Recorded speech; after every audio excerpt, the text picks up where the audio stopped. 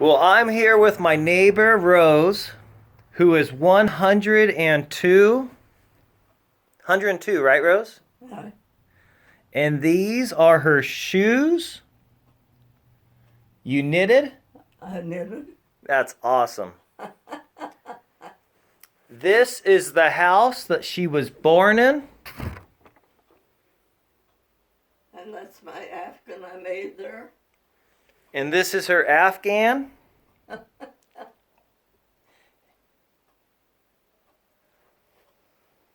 Awesome. Look at all these.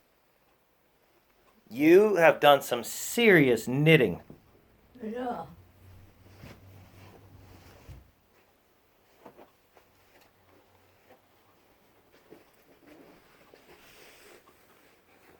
Let's see, I can't see you. Get on that side. I'll get on this side. The light's better.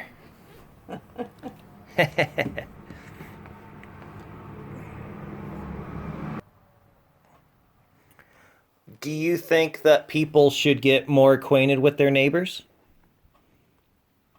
Well, I don't know. I like to be able to say hi to them, Yeah. but I talk to them once in a while, and you, and once in a while to Barbara. What's he doing now, the boy? Um, I he never, I haven't seen. What is his name? Alex. Alex. Yeah. I haven't seen Alex for a long time. Yeah, he's doing good. He's doing some he's just doing some different stuff. I'm not sure. I think he's doing some good stuff though. Getting he's changing from school to a job, Oh, and I think he's getting into something he likes. oh, He's kind of taking it slow, but I think it's going to be good for him to actually come up with something that he likes rather than. yeah. I never see him anymore. And so you were actually born in that house, not in the hospital. I was born in that house. Wow. All of us, there was 8 of us, and we were all born in that house. That is awesome.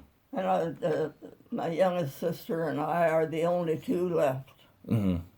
She's about 10 years younger than I am. And I can remember when she's 14 years younger than I am, and I can remember the day she was born. Dad came out, the doctor came in his car Hmm. and stopped out in front with his little suitcase. Oh, well. You know how they used to do. And Dad talked to him, and us kids were out talking and just sitting out there in the lawn. And Dad, after the doctor went in, why, he closed the door, and we were out there messing around, and pretty soon the doctor left with his little suitcase. And we said, Dad said, well, guess what? He said, you got another little baby sister. And I said, my sister and I, she was a little bit younger than I was. She said, so we got another little sister? And he said, yeah. And we said, well, where'd she come from? He says, the doctor brought her in his suitcase. And we believed it. We were 14 years old. We believed that story. That's awesome. Yeah, Dad said he left her in his little suitcase. And we thought it was really the fact. That's so funny. I said, that's how dumb we were.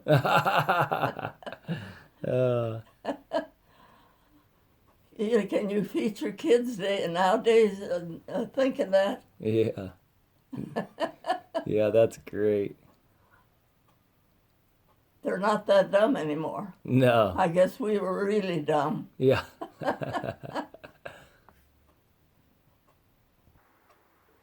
So is there anything that you would have done different in your life? And not anything broad, but something, well, one word maybe, or 10 words or something.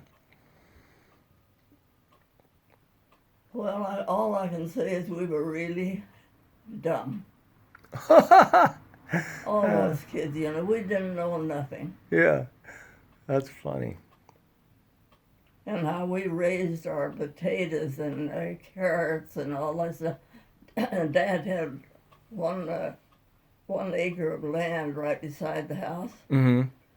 and he went out there and dug this whole acre or what it was with his hands, you know, Mm-hmm. and a shovel. It was nothing like they do now, you know. Mm-hmm. And he planted potatoes, carrots, beets, everything we could think of during the summer months. And when they were ripe, we picked them and put them down in the basement on the cement floor. Mm. And that's what we had in wintertime. That sounds to me like you were smarter than most people today. We raised all our stuff. Yeah. That's amazing. You guys were And, geniuses. you know, in the fall, I suppose it was in the fall, Mm-hmm. before the rains came and snow, why he'd get out there and that stuff was all ready to be picked. Yeah. And us kids had to go out and clean the potatoes off and clean the beets and, well, whatever we had out there, carrots, everything. Wow. He had a little bit of everything. And we had to dry clean them, you know, just rub them off so they wouldn't be so bad. Yeah. And us kids had to haul them down under the house. We had a cellar under the house. And there's where all that stuff stayed all winter, and we ate off all that stuff. And those potatoes and carrots and all, well, whatever there was, Mm-hmm. they were good. And they did that with one hog every year. Wow. They would buy a hog and butcher it, and we had a sort of a wash house or something in the backyard where Dad put some poles of to hang stuff on, Mm-hmm.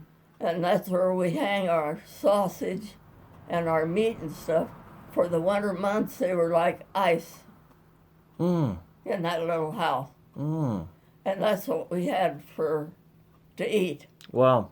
And where you put your potatoes was called a root cellar? Is that? Well, it was a cellar, cement floor, and we poured them on the floor, and they stayed there all winter. And we would, whenever we needed potatoes to cook, we had to go down and get whatever we wanted for that meal and cook them and eat them. Wow. And we didn't go hungry. We didn't have no money, but we didn't go hungry.